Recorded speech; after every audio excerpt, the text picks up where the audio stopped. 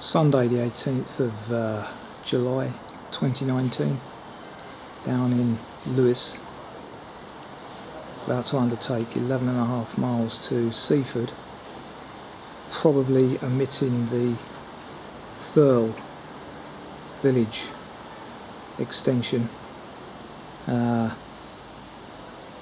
mainly because that appears on a number of other videos that I've done in the past, and also I definitely need to be back at Seaford for the 7 o'clock train. So 11.5 miles as opposed to 14.5 could swing the difference. Weather's cleared up after a dicey start this morning up in Hertfordshire when it was pouring with rain, as anticipated and accurately predicted by the Met Office. The sun's come out, which is great. So, first SWC walk for 3 weeks. Let's press on and see what awaits us. Walking down the main high street towards Harvey's Brewery. Forgot to mention it's about 1:15 now. Train arrived at 12:34, hence the pressure on the 7 o'clock departure. This is SWC walk 181, by the way, and it's highly unusual for me to walk on a Sunday, never mind a weekend, and today we might encounter some of the reasons why that is so. I've already noted an increase in people wandering around, albeit school holidays as well come into play, but had to do a walk today really because of the period that I haven't done one for. It's quite windy as well, so there might be some wind interference today. Harvey's Brewery, passing the parish church of Thomas of Becket. Oh, it's closed today, it's not open on the weekend. Oh. Then ascending Chapel Hill to the golf club car park. This is the hill we came down a few weeks ago on another walk that I did in the area. Can't remember which one at the moment. It starts to get a bit more rural now, and we'll soon have some cracking views over the marshes on my right, which we didn't get last time because of the mist or rain. I can't remember which one, drizzle or something. So there you have it. That's Lewes. Views are much clearer today. Castle over there in the distance. As I said earlier, quite breezy, so there may be some interference. It's a welcome breeze from my perspective. About 20 degrees today. Very pleasant walking weather, save the breeze really. Not good for filming. But yeah, last time we did this, didn't get the best of views of these marshes here.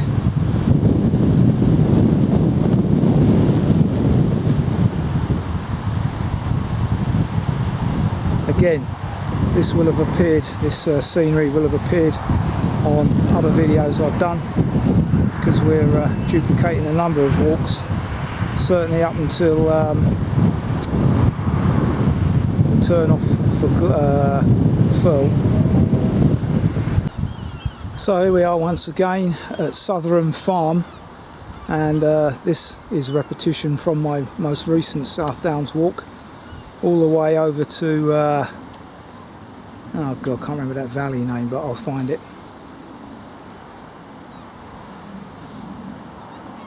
No worries though, cracking scenery and a different time of the year, so always good. Plenty of cattle around I notice as well.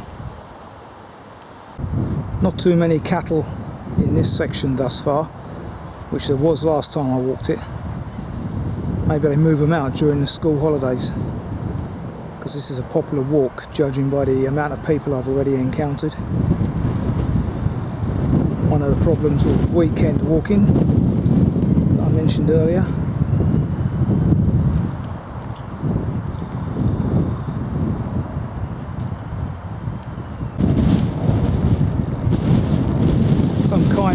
World War II bomber there. Crept up behind me.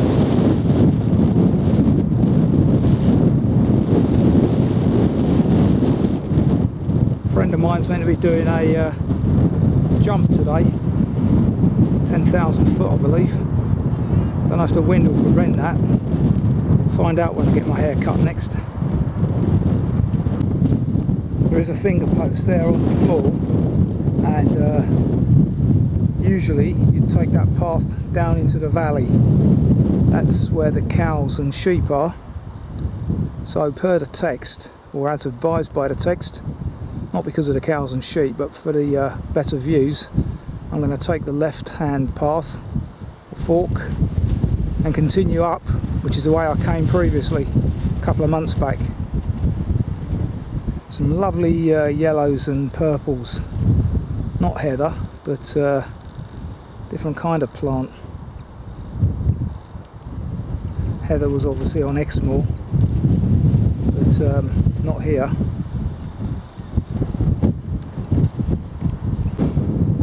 Across the valley there, that's the path that takes you to Mount Caburn, which I've done in the past.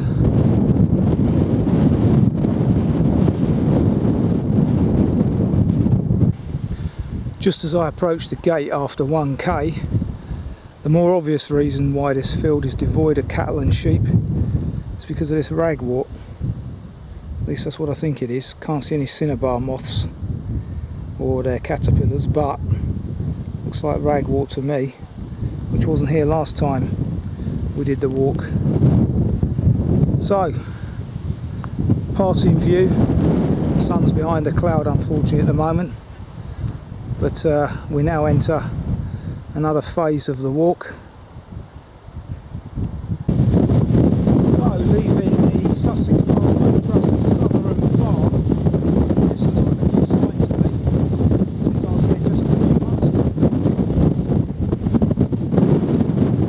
As you can probably hear, wind is picking up.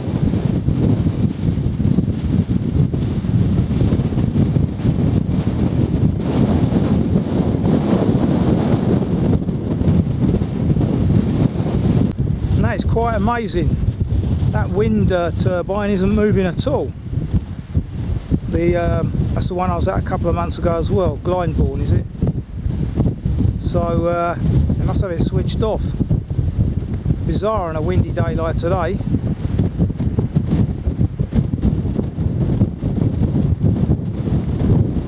Great views up here. It's clear today.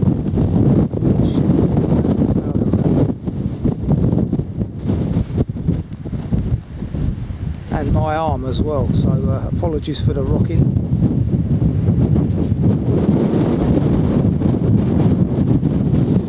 Let's do a 360, just like Google.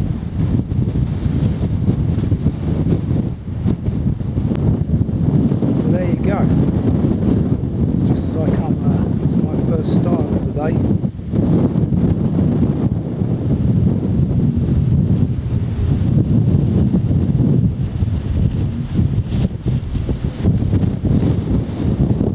This is where the route varies now from where I was a couple of months ago to the new terrain. Well, for a while anyway. It might appear in some other walks I've done in the past. Can't remember. Anyway, I hope this wind's not too bad.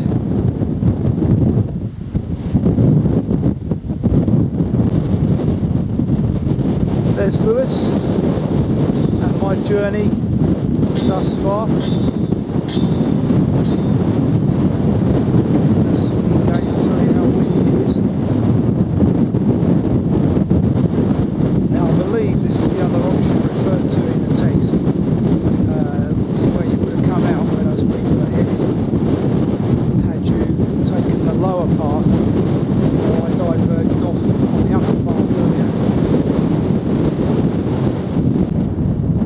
That is Mount Caburn on my right there. That's Beddingham Hill where I'm headed for. Down below Glynde, which is my next port of call. and some outstanding views ahead of me.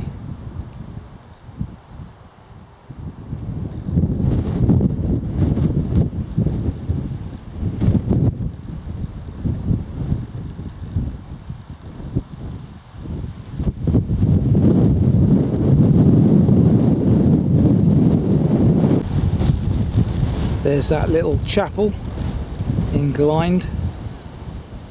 Can't remember the details about that, but I do recall passing this before.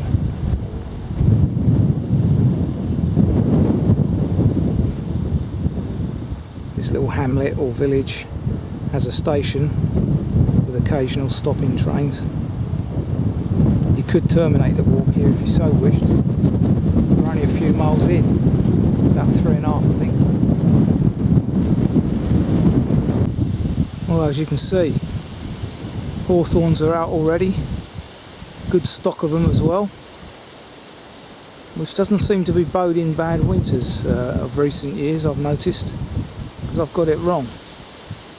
I've gone by the berries and we haven't really had any cold snaps.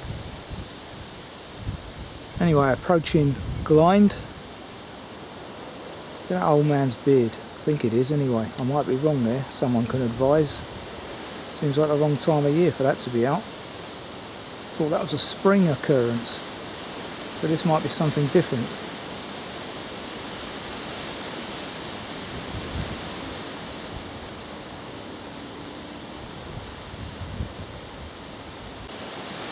Plenty of sloes here as well for the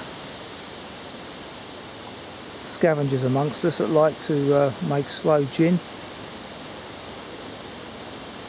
As I say, there's so much that could be foraged in this country. It's not done anymore.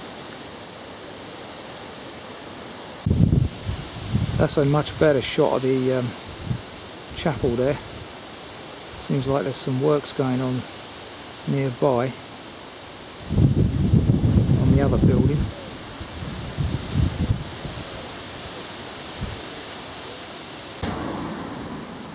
Almost certainly they are. Where there's sheep, there's ticks.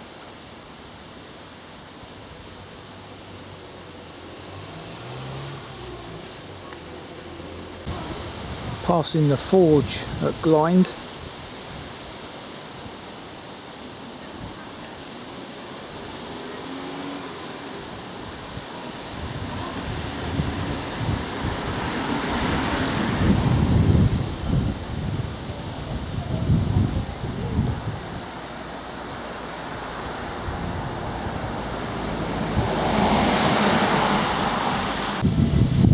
Passing over the Glynde River, which is almost next to the railway station.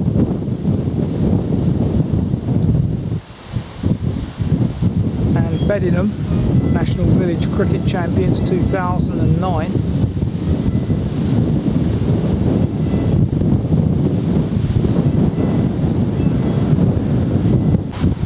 Over Glynde railway station. There used to be a pub here called the Trevor Arms, but that is no more by the looks of it.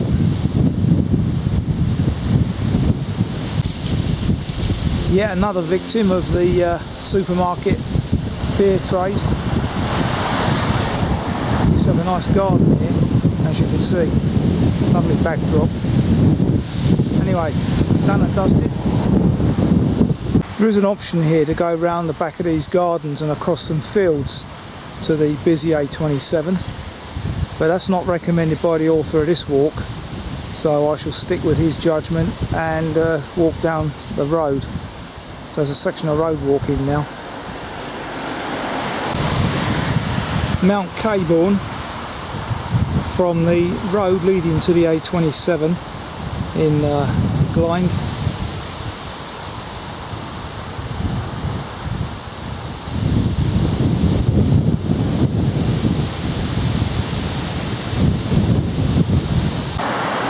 In fact, the alternative route, in the past I've done it, brings you along this side road here, which as you can see is heavily overgrown, so I'm not sure you'd get through it anyway.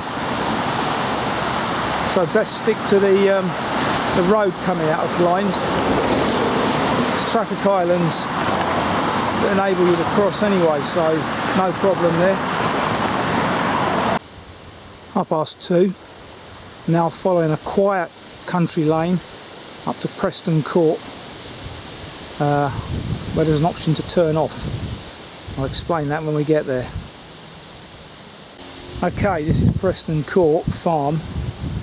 You can take a left here to West Firle and lunch at the Ram Inn if you so wish. There's a finger post. This usually entails, if I remember correctly, dealing with a herd of cattle shortly after the farm, so be warned. Though of course they might not be there now, it's a while since I did it. But I'm going to continue straight up the lane, which is a route I haven't done previously, and go up Beddingham Hill. Slightly shorter today, but hopefully new terrain for me. Now entering a pretty much byway, but not open to cars and motorbikes, as you can see. I'm pretty sure I've done this path before, albeit in the reverse direction.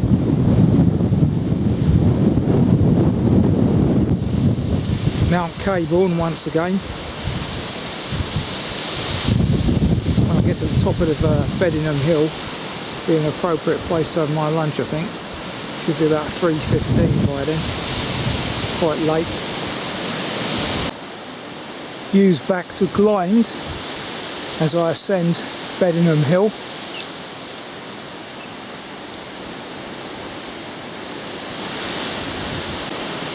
Which is the one with the TV masts on it, or phone masts, whatever they are.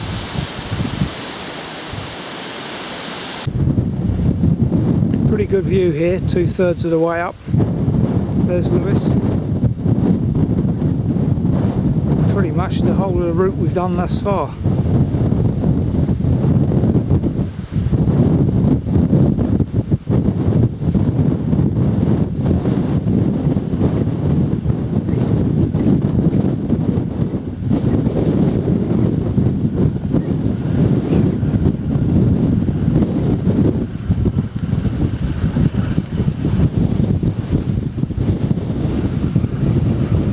Choppers flying past. Don't want to be up there today. Far too windy, I thought. Okay, almost on top of Beddingham Hill.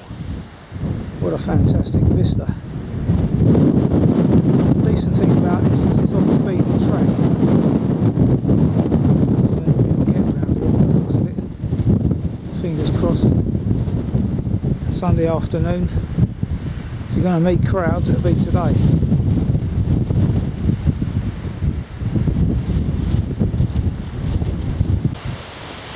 Well, it looks like it's going to have to be a picnic. There's no benches around. So this bush behind me provides some decent shelter. It's 3 o'clock and I'm famished. So, lunch is served. 3:30, lunch has been had, and whilst having it I noticed that I was sitting next to some ragwort, and lo and behold there's the cinnabar moth caterpillar, which absolutely thrives on that poisonous plant, to a lot of species anyway, and then it turns into that lovely cinnabar coloured moth, i.e. red. Wonderful.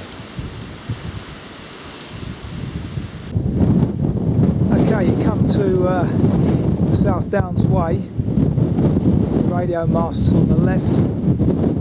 Our onward journey is to follow the blue bridle way. Straight ahead there, with Seaford in the distance. That's a new group on me. Good work they're doing though. So there you have it, the sea. And excuse the bumping. Seaford.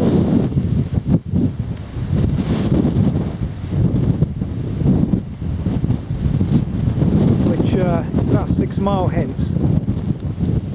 So this lunch break I've just had is perfectly positioned here at the hill, Beddingham Hill. It's almost exactly halfway through the walk. Views over eastwards towards Eastbourne, I think.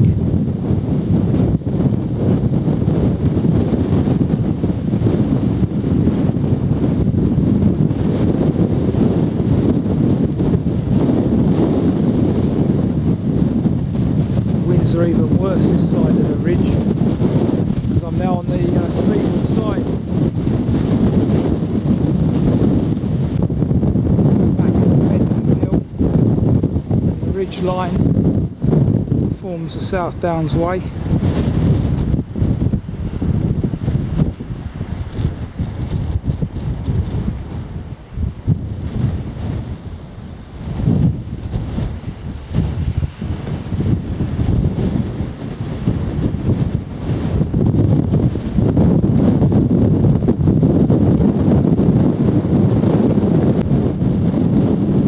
That port over there on my right is Newhaven,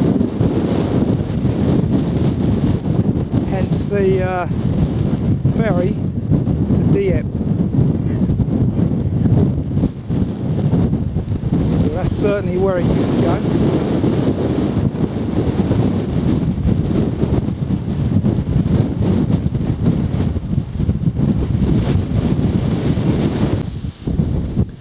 Further lovely downland views on my left, looking eastwards.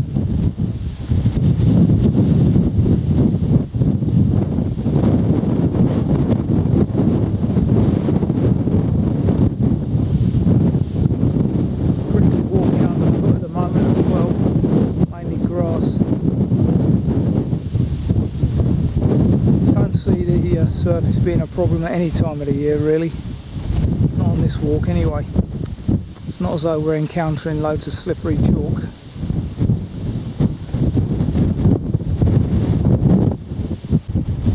Look at the angle of slope on that hill. Always intrigues me how combines, modern ones, are able to harvest that. 30 years ago, no way Jose. So it's opened up new fields for cereal crops that would never have been available a few decades back.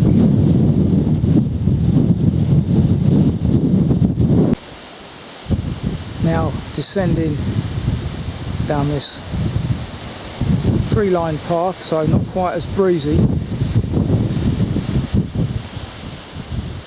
Come down quite a distance now, several hundred feet. And these are the kind of paths that could be a bit dodgy in the winter or after rain. And this is ridiculous. Looks like horses have tried to get up here. This is a footpath, not a bridleway. They'll soon have this path worn out and rutted. And on this section of path, as you can see, I've actually got puddles following the recent heavy rains.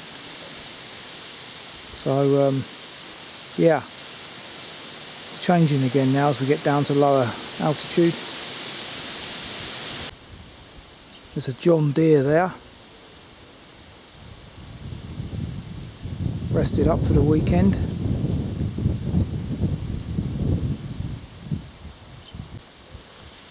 Appropriate for this territory, Hillmaster. Probably why they've got that one and not a Class. But I'm sure Class do one of the same variety. I seem to remember seeing one on the North Downs that had like caterpillar wheels. Brand new bit of kit as well, judging by the registration number, 19. Interesting name for a water treatment works.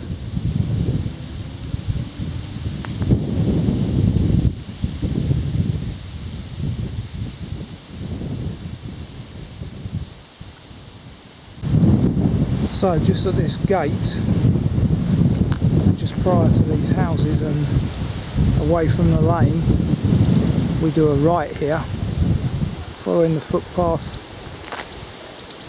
round the base of that hill.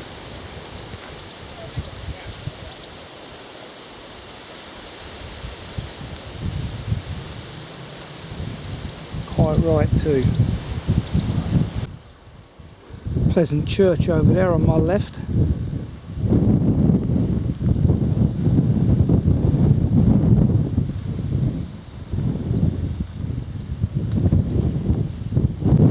Looking back from whence I've come, and the hamlet of Norton.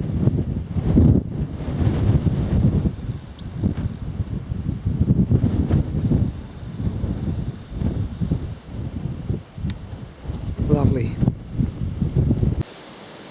Now following a pleasant wooded section away from the wind, and it's easy to get this path mixed up with the higher route, which enables you to see Newhaven very clearly. You don't want that route, you want the lower one, which brings you here. The GPS shows it very clearly.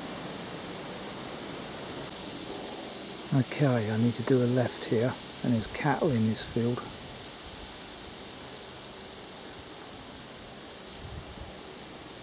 Let's hope they're too busy eating.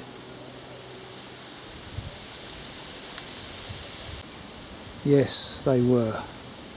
Too preoccupied, so it's only about 150 yards of walking across their terrain. So all's well.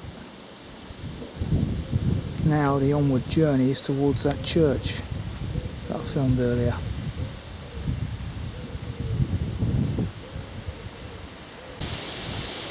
Bishopstone Church, and a couple of associated cottages or almshouses, one or the other.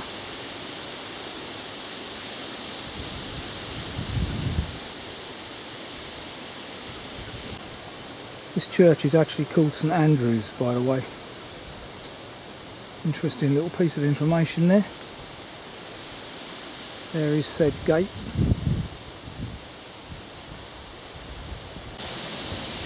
So there you have it. Lovely little place. And indeed it is called St Andrew's. Dedicated to St Andrew.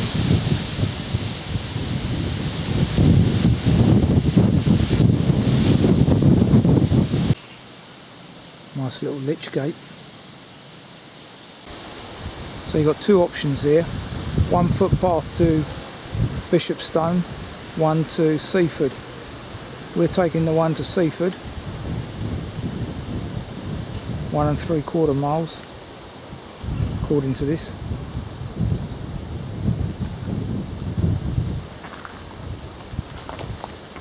Quite clearly marked.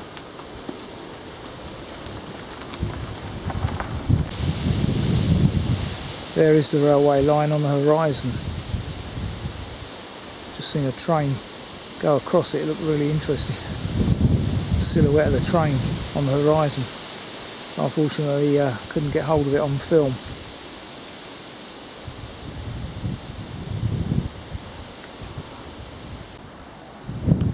Final view back at Beddingham Hill and the journey we've done hence.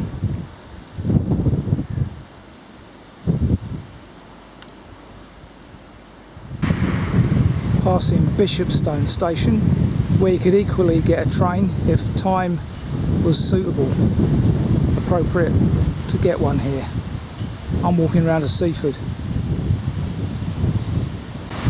We're on both the Vanguard Way and the Sussex Ouse Valley Way here, as you can see. A rather faded information panel there about the Sussex Ouse Valley Way. Information panel about the Seaford Heritage Trail, which no doubt you can Google.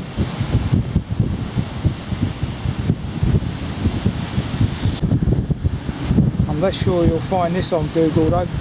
Seaford Bay Exercise Path. Most seaside resorts seem to have these now.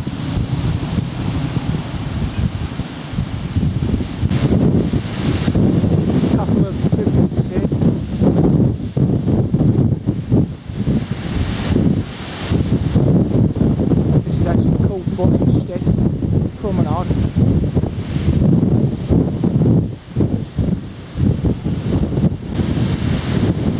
These are new, weren't here last time I walked this.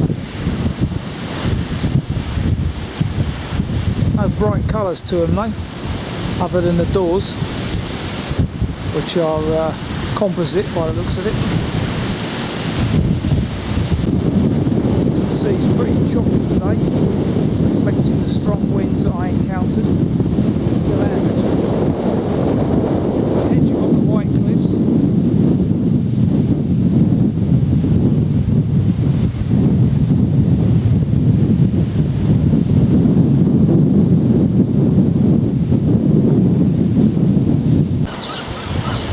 So, decent walk, free walk 181 or SWC walk 181 completed, around 12 miles, though I can't confirm that because my GPS didn't record the distance today, although it did record the time, 4 3/4 hours. So that was a decent walk, as I say, particularly the downland section. The area around Seaford didn't do much for me, and likewise Lewes is a bit familiar now. But anyway, good run out today, so until next time, all the best.